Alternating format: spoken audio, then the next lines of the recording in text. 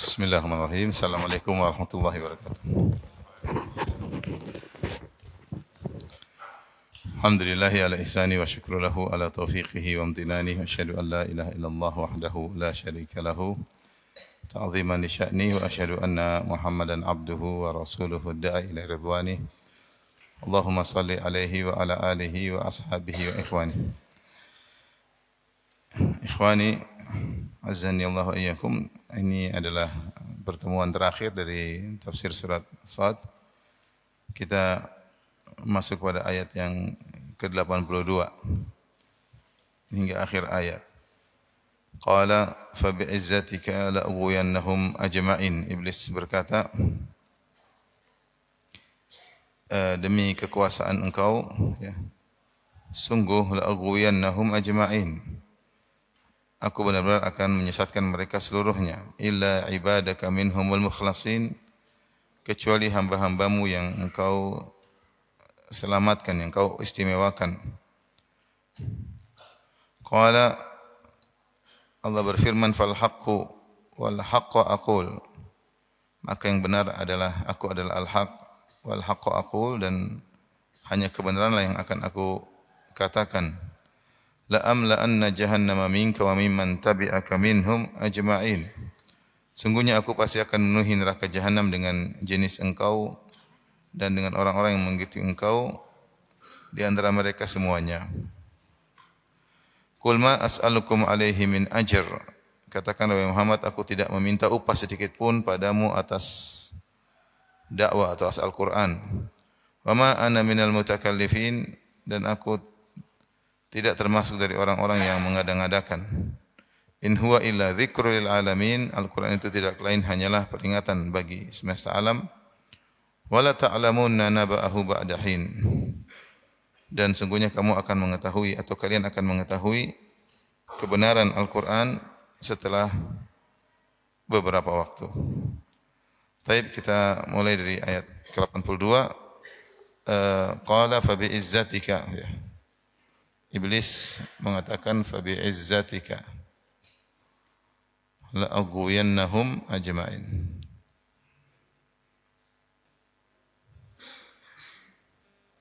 Qala fa bi'izzatika. Di sini fa bi'izzatika ada dua kemungkinan sebagaimana diisyaratkan oleh Asy-Syaikh As-Sa'di rahimahullahu taala. Yang pertama adalah iblis bi'izzatika, yaitu bersumpah, iblis bersumpah. Ya, iblis bersumpah dengan izzah Allah. Ya.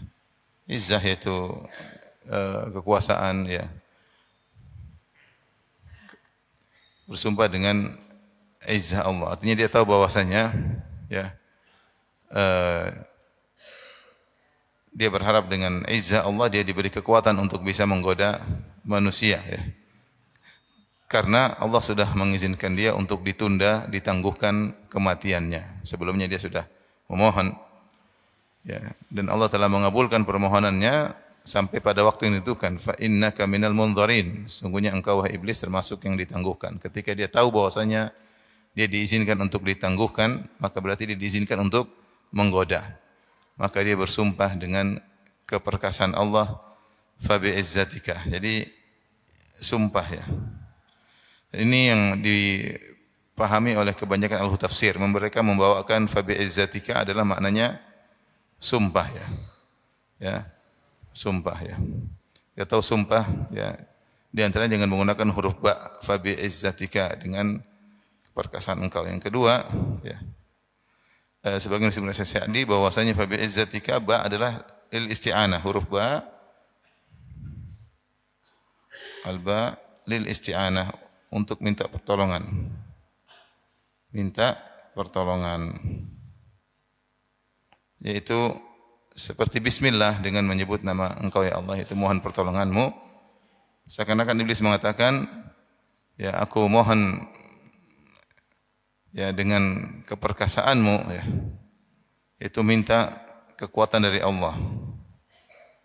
Minta kekuatan dari Allah untuk menggoda, ya. Kenapa? Iblis sadar bahwasanya dia tidak punya kemampuan untuk menggoda manusia sama sekali, kecuali dengan kekuatan dari Allah Subhanahu wa taala. Namun saya katakan tadi kebanyakan ahli tafsir membawakan ini kepada sumpah, ini mayoritas ulama. Dan Allah alam saya juga baru tahu ada yang menafsirkan dengan dengan ba lil isti'anah, itu mohon pertolongan dengan izzahmu. Ini saya setahu saya cuma dari Syekh As-Sa'di rahimahullahu taala.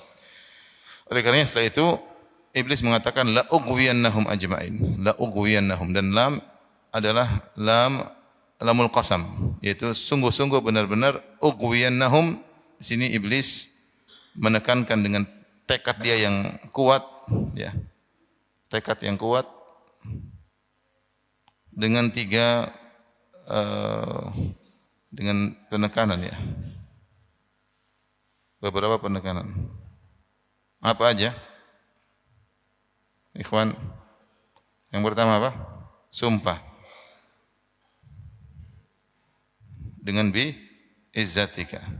Kemudian yang kedua, lam al-waqi' lil jawabil qasam. Ada lam al-waqi'ah di jawabil qasam. Itu sungguh-sungguh benar-benar. Kemudian apa? Nun taukid.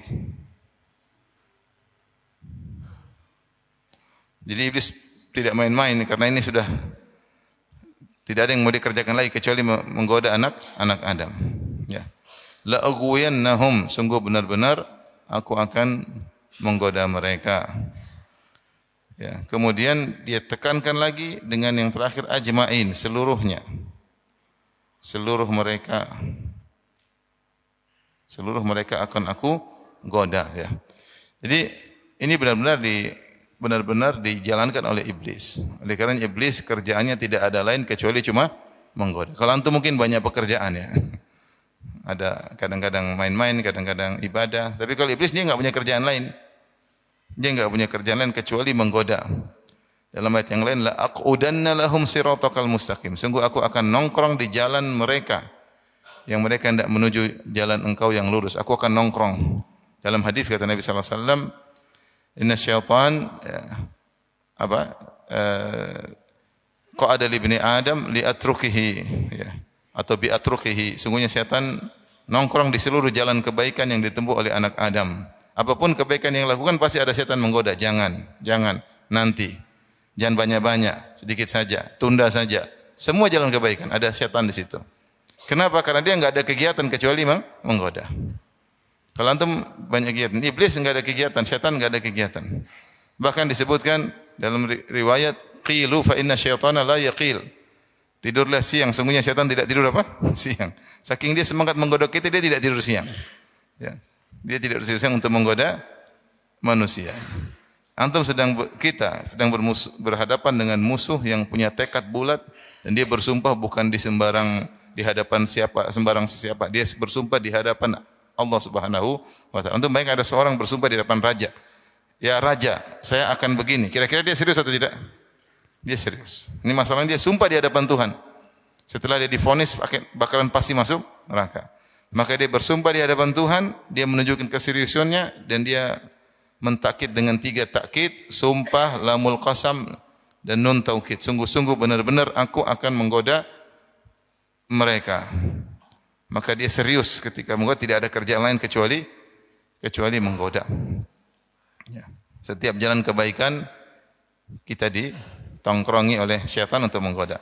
Kemudian iblis mengatakan seluruhnya la ughwiyannahum, yaitu aku akan seluruhnya itu seluruh anak Adam. Seluruh anak Adam. Nah, kita harus sadar akan hal ini, bahwasanya kita semua target. Kita ini semua target, tidak ada pengecualian. Kita semua target. Mau ustaz, mau bukan ustaz, mau orang kaya, orang miskin, ya. Mau terkenal, enggak terkenal, laki atau perempuan, semuanya target iblis. Ya. Mau masih muda atau sudah mau mati, semuanya target iblis. Bahkan orang mau meninggal pun ditargetin oleh iblis. Makanya Ibnu Taimiyah mengisyaratkan bahwasanya iblis menggoda anak Adam dalam segala kondisinya, terlebih lagi ketika dia akan meninggal, dan itulah kesempatan terakhir iblis untuk menggoda. Iblis, istilahnya kalau bahasa kita, iblis menggoda sampai titik nafas terakhir. Sampai titik darah penghabisan dia selalu menggoda. Makanya di antara doa Nabi sallallahu alaihi wasallam, "A'udzubika min an yatakhabbatani syaitan 'indal maut." Ya Allah, aku berlindung kepada Engkau dari digoda iblis ketika akan meninggal dunia. Ya. Karena dia tidak punya kegiatan kecuali untuk menggoda. Ya, semuanya. Orang kaya digoda, orang miskin digoda, yang punya ilmu digoda, yang bahlul digoda, yang terkenal digoda, yang tidak terkenal digoda untuk hasad kepada yang terkenal. Yang terkenal digoda untuk meremehkan yang tidak terkenal. Semua godaan tidak ada henti-hentinya iblis serukan. Taib, setelah itu Allah Subhanahu wa taala berfirman melanjutkan perkataan iblis, illa ibadaka minhumul mukhlasin.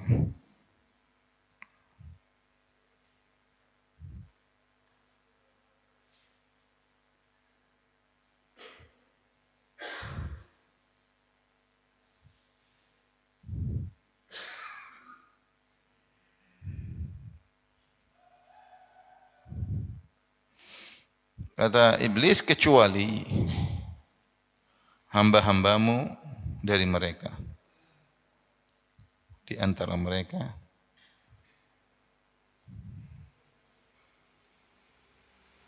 Al-mukhlasin. Al-mukhlasin maknanya ada dua qiraah dalam al-mukhlasin. Ada al-mukhlisin, ada al-mukhlasin. Dua qiraah.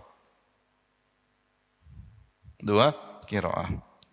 Adapun al-mukhlasin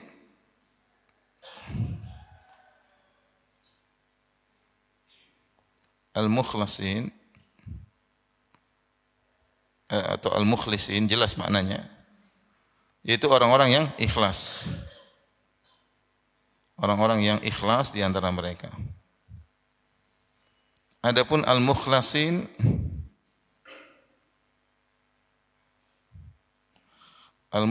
maknanya yang engkau akhlaskan, yang akhlastahum, itu yang engkau khususkan, yang engkau selamatkan, yang engkau pilih ya dan selamatkan. Baik. Di sini pertama yang faedah yang kita bisa ambil, Allah mengatakan illa ibadaka minhumul mukhlasin, kecuali ini menunjukkan al-istitsna atau al-mustatsna, hukum asal al-mustatsna adalah sedikit ya. Menunjukkan sedikit yang selamat.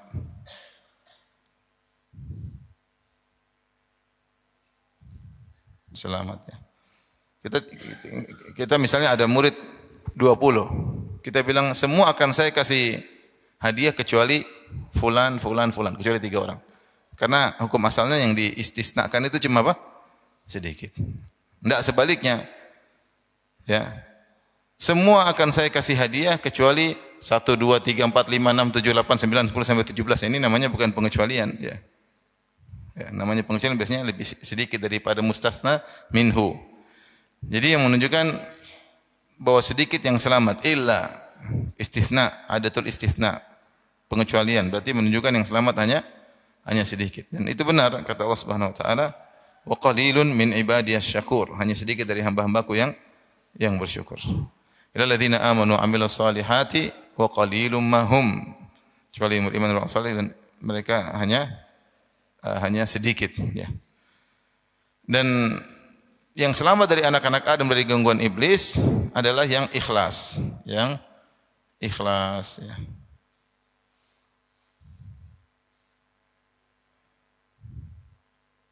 Yang ikhlas.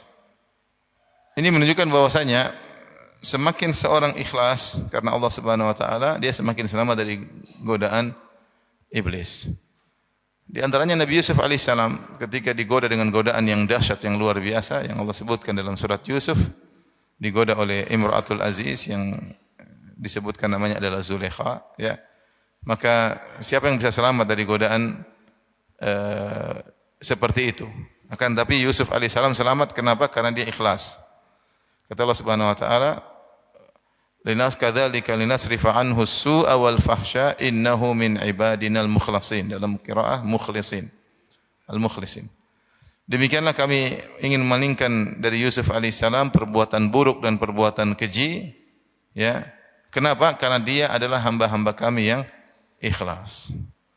Dan ini memberi peringatan kepada kita. Terkadang kita mungkin dalam kesendirian melakukan kemaksiatan. Maka ketahuilah ketika kita melakukan kemaksiatan, entah lagi tidak di rumah, lagi di luar negeri, lagi sendirian, lagi di hotel atau di mana, itu menunjukkan keikhlasan kita dipertanyakan. Seharusnya kalau kita ikhlas, harusnya dalam kondisi-kondisi genting Allah menyelamatkan kita dari godaan syaitan. Ya. Harusnya demikian. Namun ketika seorang dalam kondisi-kondisi genting terjerumus dalam kemaksiatan, berarti dia tidak selamat dari godaan syaitan. Berarti dia tidak termasuk dari yang dikecualikan.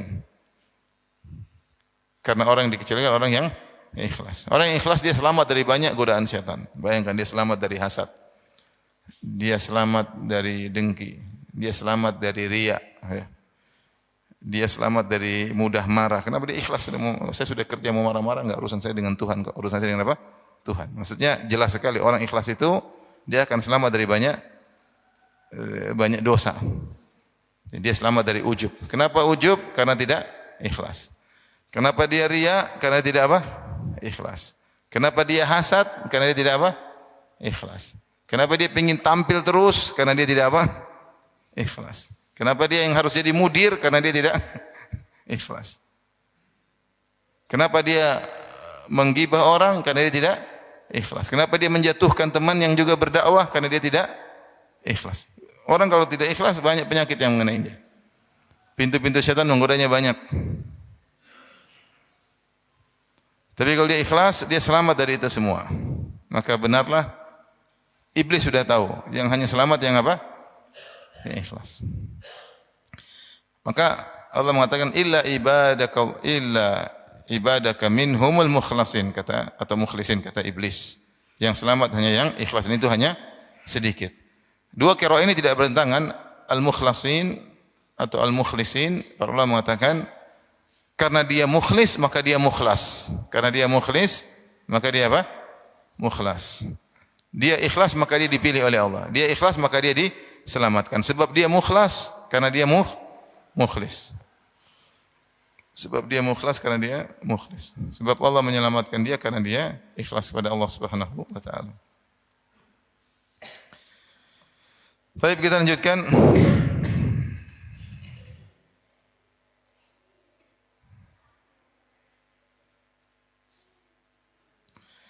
Kata Allah Subhanahu wa taala, oleh karenanya kebanyakan keributan-keributan yang terjadi dalam dunia dakwah semuanya karena hudzudzun nafs. Karena masalah keinginan jiwa, karena keinginan jiwa. Seorang mentahdzir yang lain dibawakan dalam bingkai syariat, ternyata ada urusan hati yang jadi masalah.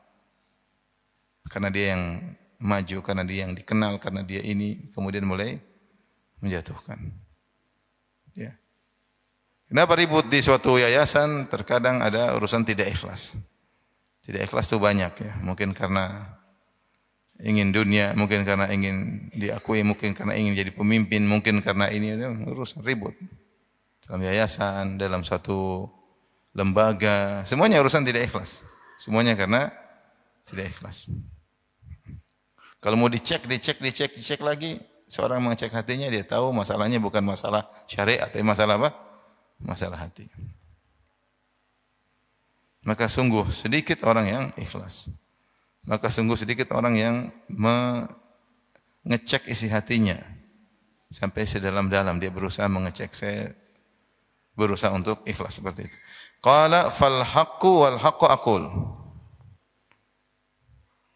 Qala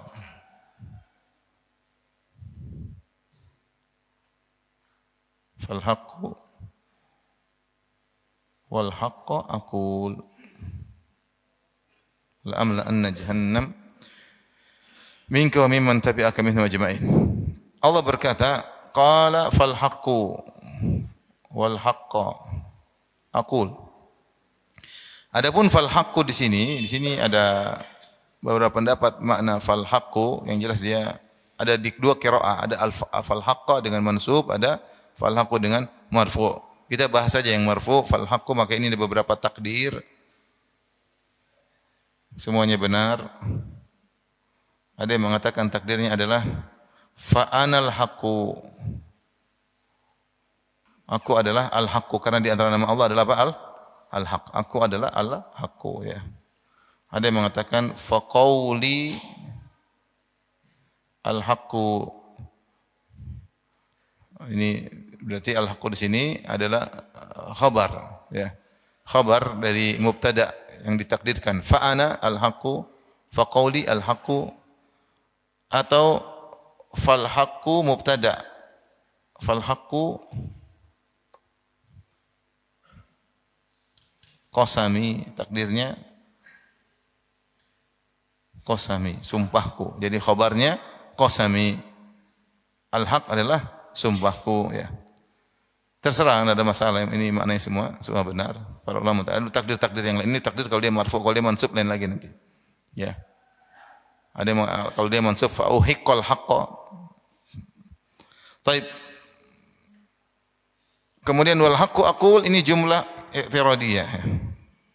Jumlah i'tiradiyah, ya, yaitu kata keterangan kalau bahasa kita apa? Kata apa ya? Keterangan, ya. Yang masuk di antara dua pernyataan, ya. Untuk kata-kata atau penjelasan. Al haqqu aqul, perhatikan di sini, al haqqu di sini. Ini al haqqu ini apa? Maf'ul muqaddam. Maf'ul bih muqaddam. Maknanya aqulul haqqa. Asalnya apa? Aqulu al-haqqa, aku mengucapkan kebenaran. Tapi dia dimuqaddamkan, maf'ul bihnya dimuqaddamkan, didepankan al-haqqa wal haqqa aqul.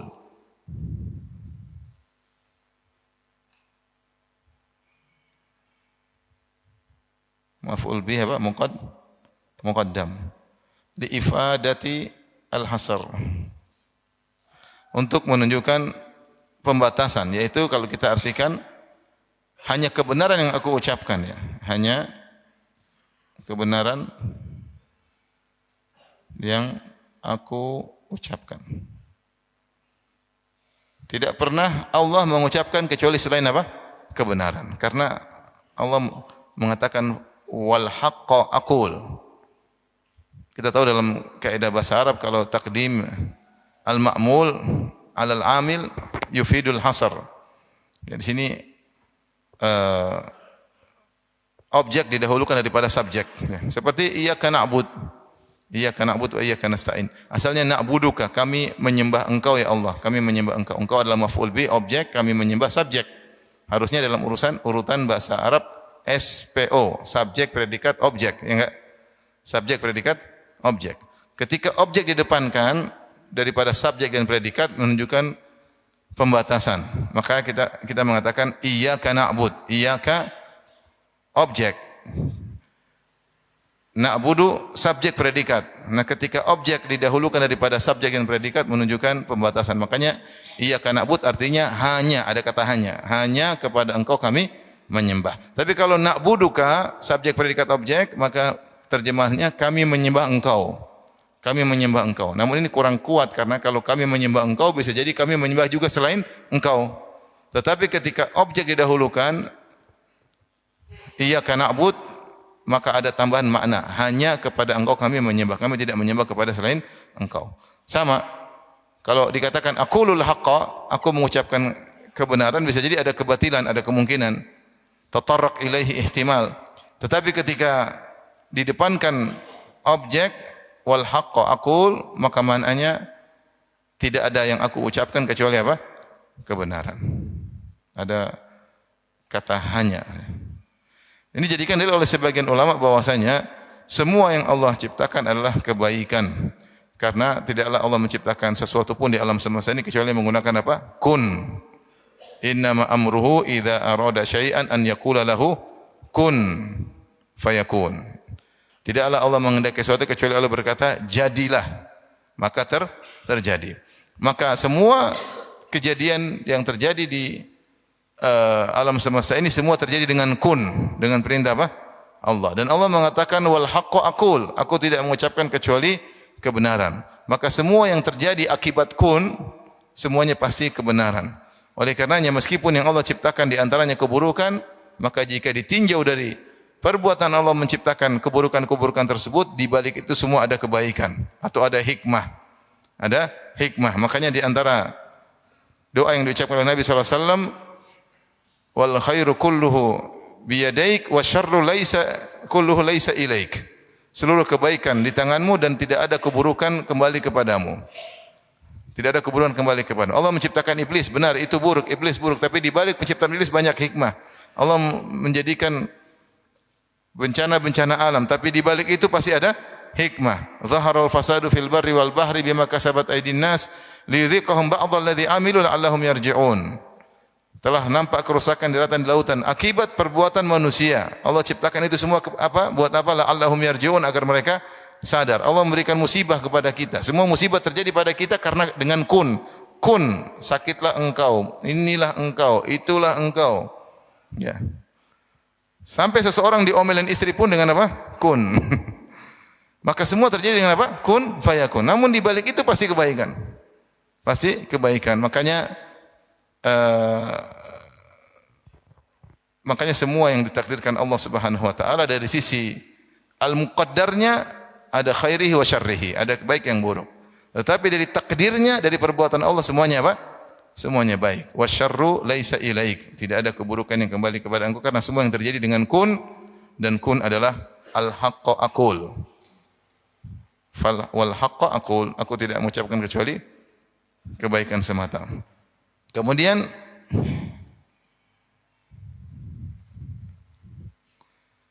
la amla anna jahannama minka wa man tabi'aka minhum ajma'in. Di sini kata Allah Subhanahu wa taala, la amla anna jahannam, sungguh aku akan memenuhi neraka jahannam. Sungguh benar-benar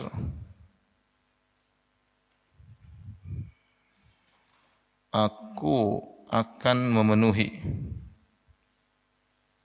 apa? Neraka jahannam.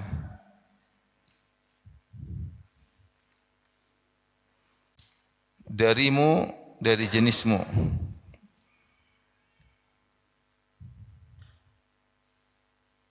Yaitu iblis, wa mimman taba'aka minhum, dan dari pengikutmu, dari pengikutmu dari kalangan manusia.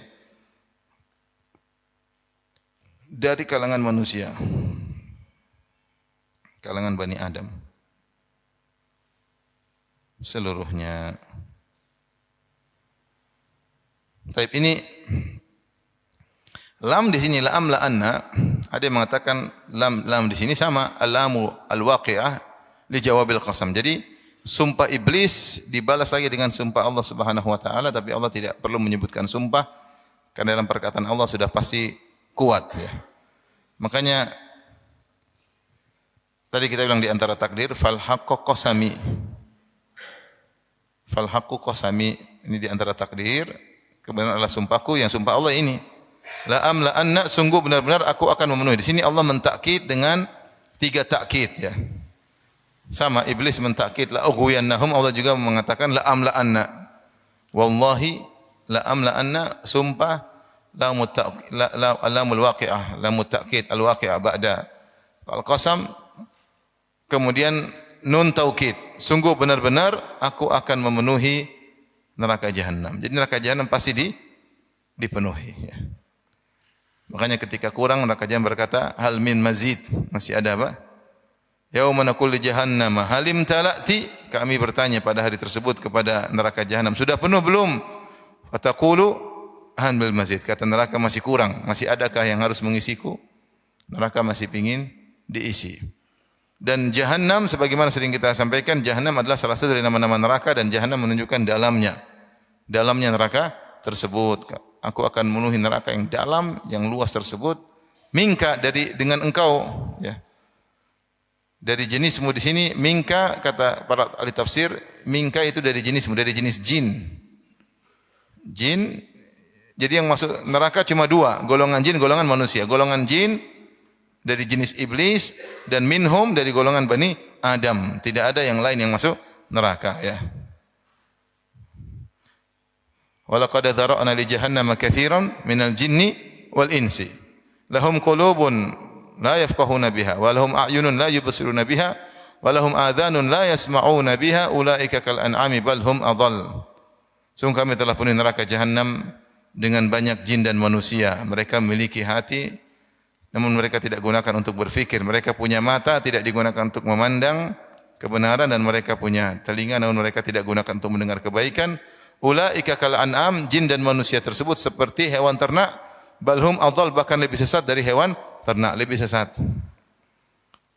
Hewan ternak atau hewan-hewan kalau mereka melakukan kezaliman di dunia, mereka tidak akan masuk neraka. Ya. Mereka hanya disidang oleh Allah, kemudian dibalas, dikisos, namun tidak masuk neraka sebagaimana dalam hadis-hadis Nabi sallallahu alaihi wasallam ya.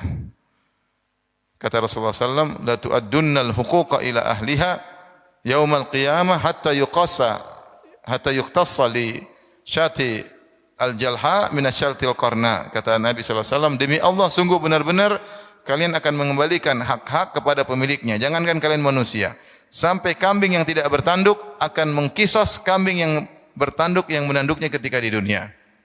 Jadi hewan juga ada kisos di antara mereka di padang mahsyar. Wa idzal wuhushu husyirat, ketika hewan-hewan semua dikumpulkan di padang mahsyar, semuanya akan dikumpulkan. Ya. Illa umamun amsalukum ma faratna fil kitabi min syai' thumma ila rabbihim yuhsyarun ya. Semua hewan-hewan akan dikumpulkan kemudian dikisas. Ketika Rasulullah SAW berjalan dengan seorang sahabat, kemudian ada dua kambing yang tantatihan, saling tanduk menanduk. Maka Rasulullah SAW bertanya, "Wahai Abu Dzar, tahukah engkau kenapa dua kambing tersebut saling bertanduk?" Maka Abu Dzar berkata, "Allah wa rasuluhu a'lam." Aku tidak tahu. Orang yang lebih tahu. Maka Allahu a'lam, Allah yang lebih tahu. Maka Nabi sallallahu alaihi wasallam mengatakan, atau dia mengatakan la adri. Aku tidak tahu. Maka Nabi sallallahu alaihi wasallam mengatakan walakinnallaha yadri. Sungguhnya Allah tahu kenapa lima tantatihan, kenapa kedua tanduk tersebut saling menanduk. Wa sayaqdi bainahuma, dan Allah akan menyidang mereka berdua nanti pada hari kiamat kelak. Tetapi hewan-hewan ketika disidang selesai, kata Allah, kuni turaba, jadilah apa? Tanah. Selesai urusan. Tidak ada kelanjutan surga dan neraka. Tidak ada kambing masuk surga, dapat bidadari kambing, tidak ada. Sudah selesai. Jadi apa? Tanah selesai. Manusia tidak selesai. Ketika mereka disidang, kelanjutannya ada surga dan neraka. Makanya kalau ada manusia masuk neraka, mereka lebih parah daripada binatang ternak. Karena binatang ternak urusannya selesai. Ulaika kal an'am, jin dan manusia yang masuk neraka itu seperti binatang ternak. Balhum adall, bahkan mereka lebih sesat. Di akhirat mereka lebih parah. Ketika orang-orang kafir melihat hewan disidang, kemudian dikisos, kemudian jadi tanah, fa yaqulul kafir ya laitani kuntu turaba. Maka dia makan, seandainya saya jadi tanah seperti hewan tersebut, urusan selesai. Tidak ada urusan selesai. Ada urusan surga dan neraka. Ini dalil bahwasanya Allah bersumpah, aku akan memenuhi neraka dengan jenismu dan jenis wa mimman tabi'aka minhum ajma'in, dari jenis Bani Adam. Jadi neraka tidak dipenuhi kecuali jin dan manusia. Jadi selain malaikat tidak mungkin masuk neraka. Hewan-hewan juga tidak, tumbuh-tumbuhan enggak ada di neraka. Yang ada cuma jin dan manusia. Taib. Setelah itu Allah berfirman,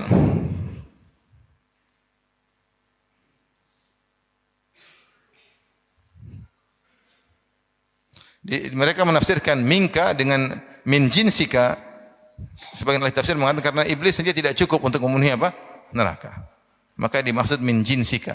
Berdasarkan dalil yang lain bahwasanya penghuni neraka itu jin dan manusia, dan jin adalah jenis iblis. Ini saya ingin menafsirkan kenapa di sini minka di sini kenapa ditafsirkan min jinsika berdasarkan dalil yang lain. Berdasarkan dalil yang lain. Karena yang masuk neraka bukan iblis doang, tapi juga pengikutnya dari kalangan jin. Maka disebut min jinsika wa min jinsihim, yaitu min jinsi Bani Adam. Taib. Qul ma as'alukum alaihi min ajrin. Qul ma as'alukum alaihi min ajrin. Wa ma ana minal mutakallifin. Wa ma ana minal mutakallifin. Katakanlah wahai Muhammad,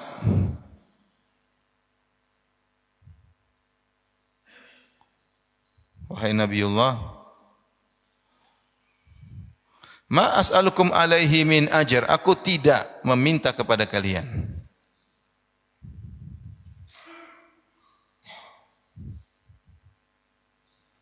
Kepada kalian alaihi. Alaihi ada yang mengatakan ala dakwah, ada yang mengatakan ala Al-Quran. Ala dakwah atau ala tablighil Quran.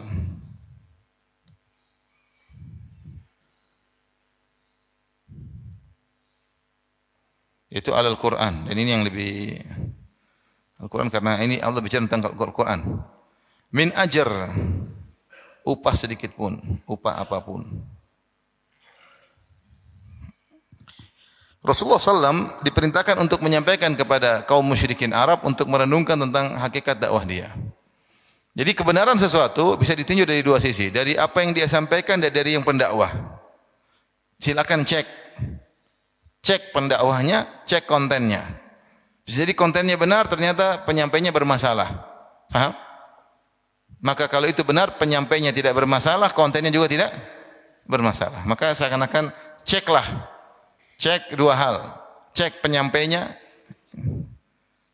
cross check siapa penyampainya? Rasulullah SAW. Kontennya apa? Al-Quran. Maka Allah suruh, katakanlah kepada mereka Muhammad, suruh mereka ngecek tentang kamu. Katakanlah kepada mereka, ma as'alukum alaihi min ajr. Aku tidak pernah minta upah dari dakwahku selama ini. Enggak pernah minta upah. Kalian bisa cek wahai kaum musyrikin. Sejak saya berdakwah, sejak turun firman Allah, kum fa'anzir, tegaklah dan sampaikanlah, berdirilah dan sampaikan. Sampai sekarang kamu cek sudah berapa ratus orang musyrik yang saya dakwahi. Pernahkah saya minta upah sedikit pun? Dunia sedikit pun? Pernahkah saya minta jabatan sedikit pun? Pernahkah saya minta dihormati sedikit pun? Pernahkah saya minta duit sedikit pun? Pernahkah saya minta perempuan dari kalian sedikit pun? Pernahkah? Semua model dunia tidak ada pernah saya minta. Kalau saya ini pendusta, pasti ada satu saat saya minta dunia kepada kalian. Berarti saya pendusta, hanya ngomong doang, tapi saya minta apa? Dunia. Nabi suruh mereka istiqra, cek. Subhanallah. Karena memang murni dakwah untuk apa? Allah Subhanahu wa taala. Ini peringatan semua kepada orang-orang yang bergeliat dalam bidang dakwah. Tentunya hendaknya mereka mengikuti Rasulullah sallallahu alaihi wasallam. Ada khilaf tentang bolehkah ngajal Quran dapat upah, ada khilaf di kalangan para ulama masyhur. Tapi hukum asal seorang kalau menyampaikan agama Allah Subhanahu wa taala, hukum asal dia tidak mencari apa? Upah. Hasan Al-Basri rahimahullah diriwayatkan ketika dia membeli sesuatu, beli baju atau beli apa, kemudian penjualnya mengatakan kalau untuk engkau sekian, diturunkan apa? Harganya. Kalau untuk engkau sekian. Kemudian dia mengatakan inna ma ashtari bidarahim wala ashtari bidini. Saya ini kalau beli dengan uang, bukan saya beli pakaian dengan agamaku. Jangan kurangi harganya. Keren enggak? Harga ustaz dong, harga ustaz. Nah, ini maksudnya kita tahu kita banyak kesalahan. Ya. Harga ikhwan yang lebih mahal. Jadi kita mau tahu kita beragama, kita minta dikurangi apa? Harga. Berarti kita minta upah dari kesolehan kita. Kita minta upah dari keustadan kita. Ya. Saya katakan ini di luar dari khilaf tentang hukum mengambil upah dari pengajaran. Pendapat yang rajih boleh, tapi seharusnya adabnya hukum asal tidak demikian. Hukum asal seorang tidaklah mengambil kecuali untuk melanjutkan dakwahnya. Untuk melanjutkan agar dakwahnya bisa berjalan, agar dia bisa konsen dalam berdakwah. Bukan kemudian dia berdakwah untuk mencari kekayaan. Makanya saya ingatkan kepada kawan-kawan yang kemudian bikin kajian-kajian, menarik tarif dalam kajian-kajian tersebut untuk merenungkan kembali perbuatan mereka. Mereka ada dalam tanda kutip menjual sebagian agama ya. Kalau memang itu memang untuk keperluan ya. Oke lah, mungkin untuk keperluan ini, keperluan oke, tapi yang logis dong, jangan tidak logis. Oh ini tarifnya 10 juta, jadi korting jadi 5 juta. Ini kenapa di kortingnya? Keuntungannya dikurangi. Tapi untung kan? Masih untung. Tapi dikurangi. Dan saya tidak mendukung kawan-kawan untuk mendukung acara-acara seperti itu. Sehingga menjadi tren dalam dakwah. Jangan. Jangan mendukung ini menjadi trendy. Karena kita ini lemah, semua orang hatinya lemah, ustaz pun lemah, lihat harta pun terpengaruh, lihat cewek pun terpengaruh, lihat jabatan juga kepingin. Maka jangan kita biasakan ada tren-tren seperti ini. Mungkin orang yang bilang boleh, masalah boleh enggak boleh, Rasulullah mengatakan kul. Kata Allah, wahai Muhammad katakanlah, ma as'alukum alaihi min ajr. Sampai Rasulullah mengatakan itulah. Ya, Rasulullah SAW sampaikan kepada musyrikin, inilah cek kebenaranku. Aku tidak pernah minta dunia sama sekali. Kalaupun kita mengambil dunia adalah untuk melanjutkan dakwah, untuk akhirat, untuk yang lainnya. Tapi kalau itu menjadi kebiasaan, maka jangan ya.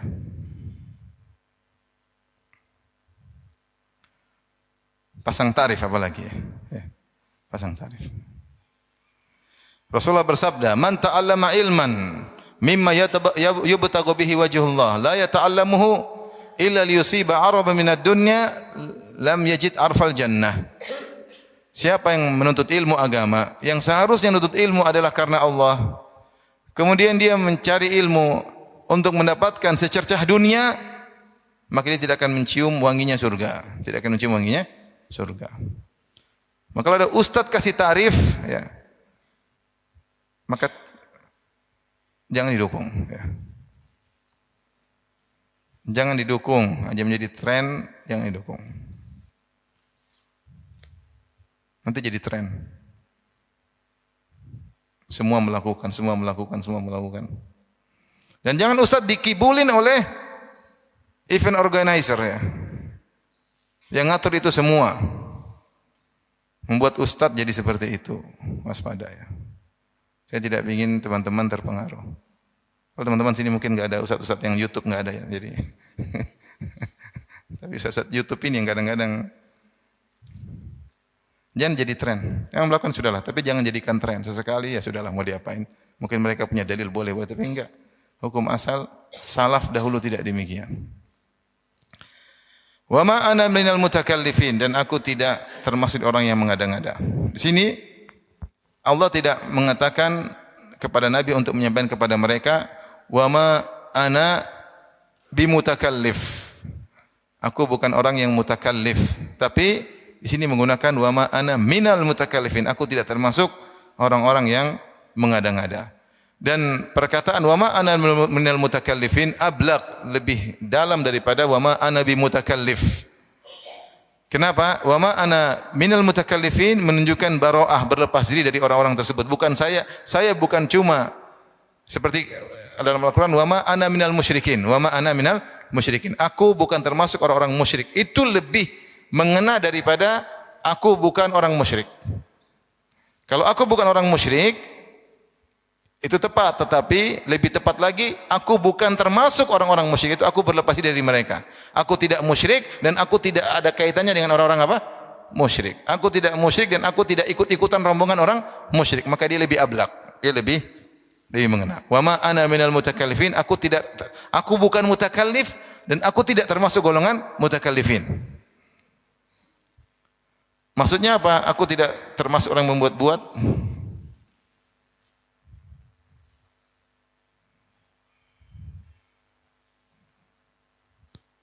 Mereka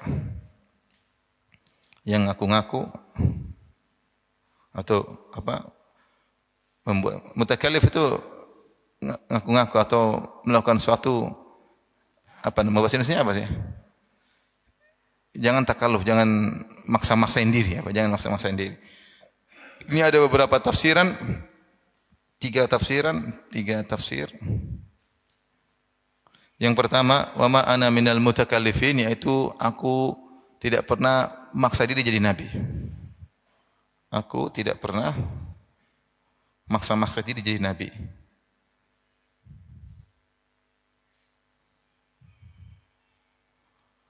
Antum wahai kaum musyrikin kan tahu bagaimana kehidupanku, sejarah perjalanan. Pernah aku ngaku jadi nabi, ngaku jadi ini, akhirnya jadi nabi? Tidak pernah.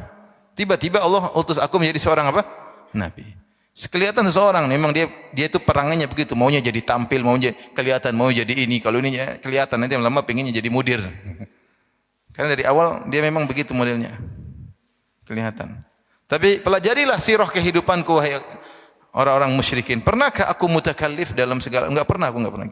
Aku pun enggak pernah serempet-serempet menjadi nabi. Tiba-tiba aku diangkat menjadi apa? Nabi. Tafsir yang kedua, aku tidak menyampaikan dengan ditambah dan dikurangi.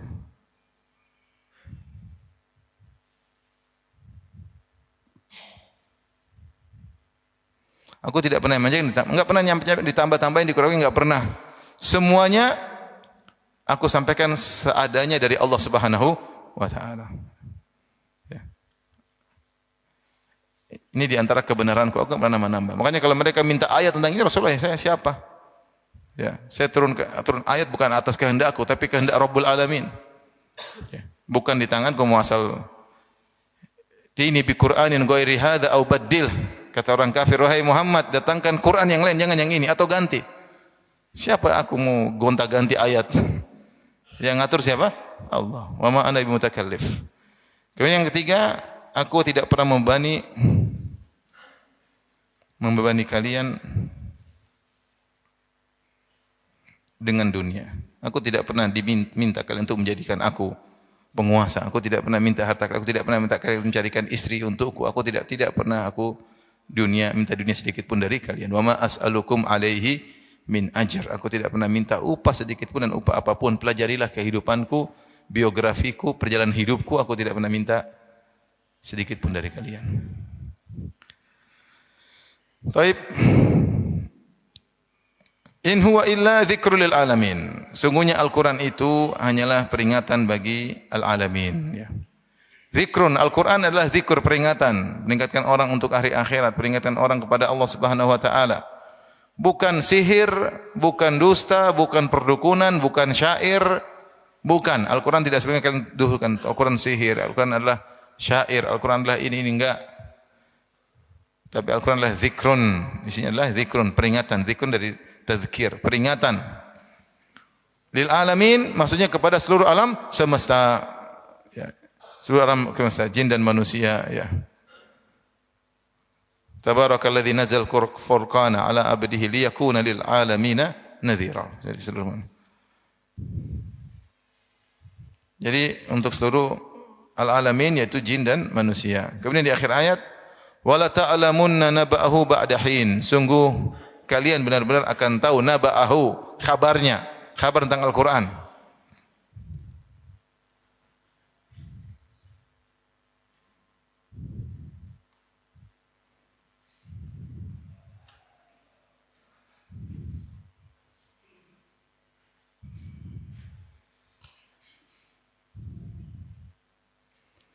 Wala ta'lamunna naba'ahu ba'da hin.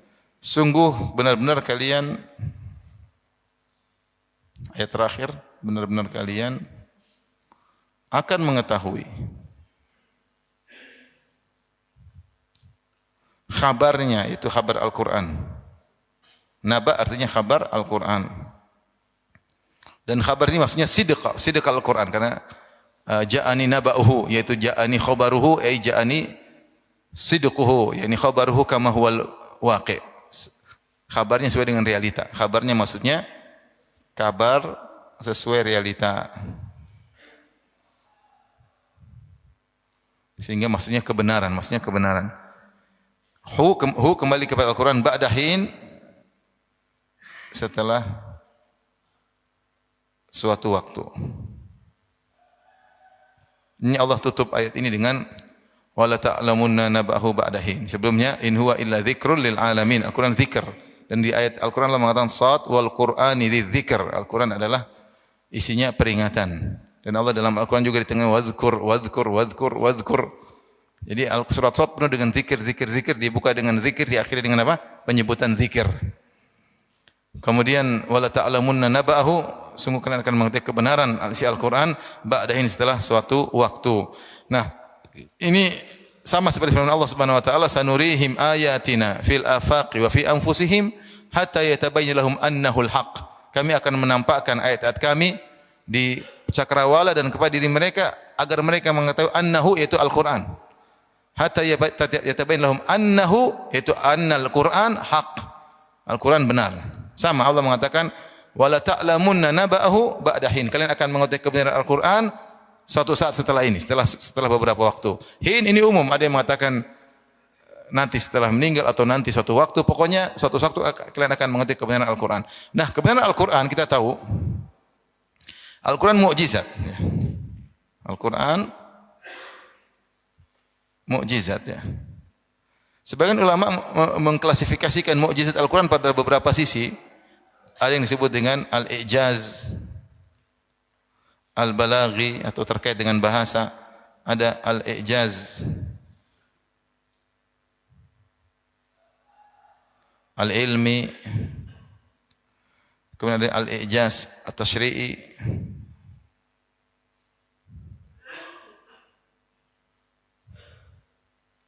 ada al-i'jaz al-ghaibi. Al-Quran itu ijaznya banyak. Pertama dari sisi bahasa. Luar biasa. Kalau kita baca tentang mukjizat Allah sisi bahasa, luar biasa ya.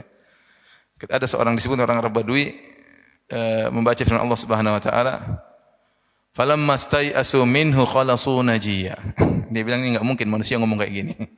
Ayat indah sekali. "Falamma stai'asu minhu khalasu najiyya." Ini siapa yang bisa bikin rangkaian kayak begini? Luar biasa ya. Indah didengar, kemudian luar biasa maknanya dalam ya. Ini bukan seperti kalau kita tahu kan kalau ada anak SD ngomong kita paham. Tapi kalau yang ngungkapin anak SMA pasti beda. Maknanya sama tapi apa? Masih beda. Begitu lagi kalau yang ngungkapin ternyata profesor beda lagi. Kita manusia saja bisa ngerasakan bagaimana bedanya bahasa anak TK, anak SD, anak SMP, anak SMA. Doktor, profesor pasti beda ketika mereka menulis sesuatu. Apalagi Rabbul Alamin. Tentu berbeda. Dan banyak ya. Tapi di antaranya al-ijaz at-tashri'i. Tashri'i itu maksudnya syariat-syariat Allah semua mukjizat. Bahkan syariat yang dipermasalahkan oleh orang kafir itu mukjizat. Seperti syariat warisan, itu dipermasalahkan orang kafir. Mereka mengatakan kenapa laki-laki 2:1? Mereka permasalahkan, mereka habisi. Justru di dalam syariat warisan mukjizat. Di antara syariat yang mereka persalahkan bahwa syariat poligami. Mereka bilang poligami itu apa gini. Justru di dalam syariat poligami ada mukjizat. Bagaimana Allah Subhanahu wa taala Tuhan sang pencipta manusia memandang segala sesuatu dari sisi makro dan mikro. Mereka ketika menolak hanya memandang dari sisi mikro. Hanya dia sebagai istri pertama merasa dizalimi dengan istri kedua. Tapi kalau dipandang dari sisi makro, syariat poligami itu bermanfaat untuk manusia itu sendiri. Ini bukan saat pembahasannya. Saya cuma yang sampaikan, makanya begitu. Baik, intinya itu pada syariat yang dibenci, itu saja ada mukjizat. Apalagi syariat-syariat hukum syariat yang lain yang diserapkan oleh Al-Qur'an. Qisas walakum fil qisasi hayatun. Dalam kisos ada kehidupan. Kalau tidak ada kisos orang berani bunuh. Tapi kalau kisos siapa yang melakukan dibalas semisalnya orang tidak berani. Siapa yang bunuh akan dibunuh, mana berani dia bunuh orang. Maka dalam praktek kisos ada kehidupan. Ini namanya al-i'jaz tashri'i. Ada al-i'jaz al-ilmi, ini maksudnya terkait dengan sains ya. Sains dan teknologi ya. Ini sains itu banyak juga dalam Al-Qur'an. Yang perlu didalami tapi perlu hati-hati dalam mencapai sains. Kemudian al-ijaz al-ghaibi ini terkadang tentang masa lalu maupun masa depan. Ghaib masa lalu dan masa depan. Seperti orang Yahudi kemudian sadar bahwasanya Muhammad itu pasti benar. Kenapa? Muhammad tinggal di Mekah, tidak pernah berinteraksi sama orang Yahudi, ahlul kitab, tidak bisa baca, tidak bisa tulis. Kok bisa cerita tentang kisah Nabi Yusuf dengan detail? Kok bisa? Berarti ada yang kasih tahu siapa? Tuhan yang tahu tentang masa lalu dan masa depan. Adapun masa depan Banyak seperti firman Allah Subhanahu wa taala dalam surat Al-Qamar, sayuhzamul jam'u wa yuwalluna ad-dubur. Sungguhnya kelompok itu akan dikalahkan dan mereka akan lari terbirit-birit. Ketika turun ayat ini masih di Mekah.